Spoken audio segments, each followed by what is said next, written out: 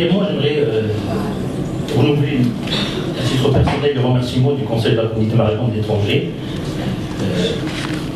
particulièrement l'implication personnelle de notre ami Gali, qui nous permet aujourd'hui de se réunir d'abord dans ce beau cadre, et puis enfin d'échanger avec nos amis, nos frères et sœurs, de faire connaissance dans la sérénité. Voilà, c'est très important. Je dirais, dans un premier temps, je pense qu'il ne faut pas négliger, il ne faut pas minimiser ce volet très important de la démocratie citoyenne, participative, que nous offre la nouvelle constitution marocaine. C'est une étape très importante, c'est plus de droits. Je pense qu'il faut l'inscrire dans ce registre qu'a choisi le Maroc pour plus de démocratie, qui fait que le Maroc aujourd'hui, au moment où des sociétés arabo-musulmanes traversent des tourbillons, on appelle dans des conditions très dramatiques, le Maroc aujourd'hui poursuit avec quiétude son chemin vers plus de démocratie, pour plus de développement économique, plus de droits et de démocratie. Donc c'est très important. Il nous appartient à nous, je pense, en tant que franco-marocains ou italo-marocains, etc., de consolider ce droit et de prendre part d'un côté. D'un autre côté, j'aimerais aussi saluer le courage de la commission de dialogue, parce que je sais que souvent, ils ont été amenés à faire des déplacements, à ouvrir, à débattre dans des conditions un peu difficiles, parce que parfois, dans certaines réunions, on s'exprime avec beaucoup plus de virulence et qu'ils ont été très patients à l'écoute. Ce que je voulais dire par la suite, c'est que les différentes interventions qu'on vient d'entendre, en fait, ils expriment vraiment les différentes facettes de l'immigration.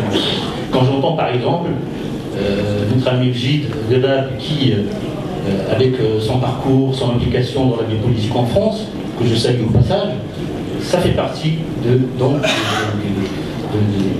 l'immigration, des facettes de l'immigration marocaine, ou bien le jeune Saïd Charaïbi, un jeune talentueux, à l'avenir prometteur, je pense, très brillant, et qui dit moi je m'implique beaucoup plus dans la vie politique là où je vis italienne. Je pense que c'est une très bonne chose. Au même titre, je salue aussi la position de Shakir, qui est arabophone, qui s'intéresse encore beaucoup plus à ce qui se passe au Maroc, qui participe dans des revues marocaines, etc. Donc ça fait partie en fait de ces différents parcours qui font qu'aujourd'hui l'immigration marocaine, il y a plusieurs visages, plusieurs facettes. Mais ce qui est important, c'est qu'on reste avec ce lien avec le Maroc et que chacun puisse contribuer à sa manière au Maroc d'aujourd'hui. Moi personnellement, il y a une semaine, j'ai été à une réunion par exemple de campagne pour les élections municipales à Nice. Il y a 3 jours, j'ai été à une réunion, à une rencontre avec des familles maghrébines dont des enfants sont partis, ce qu'on appelle des jeunes djihadistes, par la guerre en Syrie, etc. Aujourd'hui, j'avais beaucoup de bonheur que je suis avec vous, de rencontrer mes frères et sœurs qui viennent un peu de partout. Donc ça fait partie de ces différentes facettes de l'immigration marocaine, et qu'il faut respecter en fait la démarche de chacun et le parcours de chacun, et c'est ça qui fait qu'aujourd'hui on peut avoir une vision complémentaire avec des expériences différentes. Juste sur donc la question ce que j'ai envie de dire, ce qui a été, j'ai un peu suivi donc les débats qui ont été menés par la commission de dialogue, et un des éléments qui m'a frappé en fait, qui ressort donc de ces consultations, c'est que je dirais qu'il y a peut-être un déficit de dialogue aussi. Je pense que la communauté marocaine d'étrangers demande plus de dialogue. Je pense qu'il y a ça exprime aussi cet attachement qu'ont les Marocains avec le Maroc, cette volonté de prendre part, etc. Et ils ont révélé aussi, parce que moi, il m'est arrivé aussi d'écrire, par exemple, un petit papier là-dessus, sur ce malentendu, ce dialogue peut-être qui a été dans un premier temps raté, parce qu'on avait l'impression qu'on mettait les charrues avant les bœufs, que par exemple sur la question, une des questions les plus importantes par rapport à l'accomplissement de citoyens, ainsi le droit de vote et d'éligibilité. Bien entendu, c'est inscrit dans la nouvelle constitution, mais pour l'instant, on ne voit rien venir. Et donc, on n'a même pas un signal du gouvernement marocain pour nous dire qu'il est le calendrier. Est-ce qu'on pourra effectivement participer aux prochaines élections législatives marocaines ou pas, comment ça va être posé, quels sont les nombres de sièges, etc. Donc, on ne sait pas si ça va se faire ou pas. Donc, pareil sur la question de la présence, de la participation dans les instances nationales. Pour l'instant, on attend toujours des signes. Et donc, si vous voulez, il y a eu un malentendu de ce côté-là.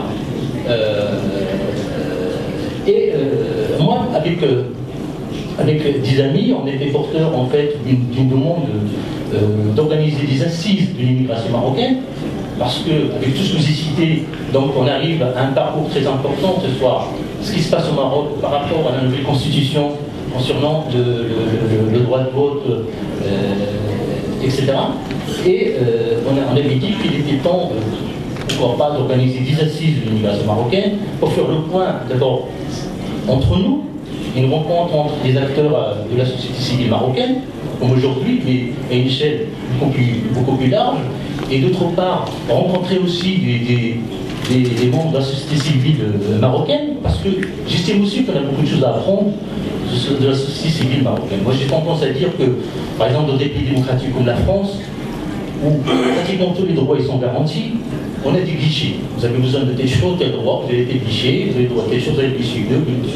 Alors qu'au Maroc, il y a une effervescence, il y a un débat politique, il y a un débat, par exemple, sur plus de droits, il y a un débat des féministes marocaines qui sont formidables et qui posent des questions de fond sur la place de la femme, la question de comment conjuguer la laïcité et la religion qui nous intéresse, et on a beaucoup de choses à apprendre de la société civile marocaine. Donc il y a un débat, il y a une mutation, on sent très bien qu'il y a un débat, une mutation, et il y a un combat d'idées, et que peut-être aussi ce côté-là, la société civile, elle est heureuse, peut-être elle a aussi beaucoup de choses à apprendre du Maroc.